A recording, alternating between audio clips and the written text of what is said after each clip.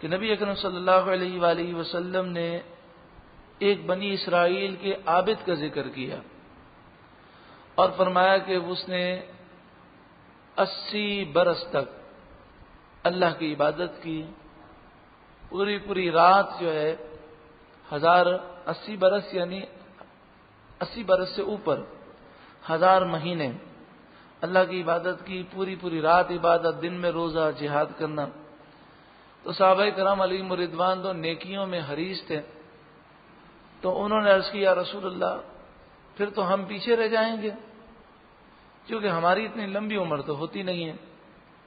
تو پیارے آقا صلی اللہ علیہ وآلہ وسلم غم امت میں غمگین ہو گئے، تو اس پر یہ آیت کریمہ نازل ہوئی، یہ سورت نازل ہوئی، اے محبوب آپ کے امتی اگر شب قدر میں ایک رات عبادت کر لیں تو 1000 مہینوں سے زیادہ ثواب دیا جائے گا۔ بسم اللہ الرحمن الرحیم، اللہ کے نام سے شروع جو بہت زیادہ مہربان نہایت رحم کرنے والا۔ انا انزلناہ فی لیلۃ القدر، بے شک ہم نے اس قرآن کو شب قدر میں اتارا۔ وما ادراک ما لیلۃ القدر، اور تم نے کیا جانا کہ شب قدر کیا ہے؟ لیلۃ القدر خیر من 1000 شہر، شب قدر 1000 مہینوں سے بہتر ہے۔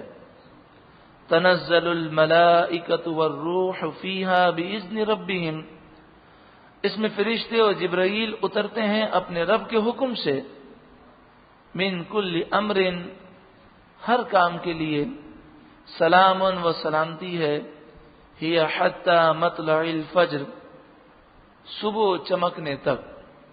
شب قدر کون سی رات ہے؟ ایک قول تو یہ ہے کہ پورے سال میں سے کوئی ایک رات ہے، لہذا چاہیے کہ وہ پورے سال عشاء کی نماز جماعت سے ادا کرے، فجر کی نماز جماعت سے ادا کرے، اور جو ایسا کرے تو اسے پوری رات عبادت کا ثواب ملے گا، اور چاہیے کہ وہ رات میں کچھ نہ کچھ عبادت ضرور کرے، نماز تہجد ضرور پڑھے۔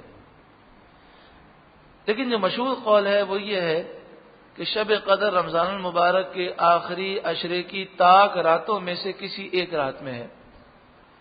تو اگر کوئی 21ویں، 23ویں، 25ویں، 27ویں اور 29ویں شب رمضان المبارک، یہ 5 راتیں مکمل اللہ کی عبادت میں گزار لے تو مشہور و معروف جو قول ہے، جو احادیث سے ثابت ہے، اس کے مطابق انشاءاللہ اسے شب قدر پانے کا ثواب مل جائے گا۔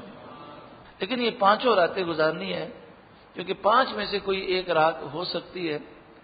اللہ تبارک و تعالی ہمیں ہر سال شب قدر نصیب فرمائے۔